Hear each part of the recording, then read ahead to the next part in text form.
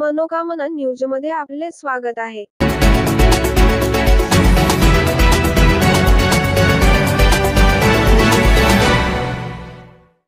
लातूर महाविद्यालयामध्ये इलेक्ट्रॉनिक्स विभाग आणि NSS राष्ट्रीय सेवा योजना तर्फे आरोग्य शिबिराचे आयोजन केले होते.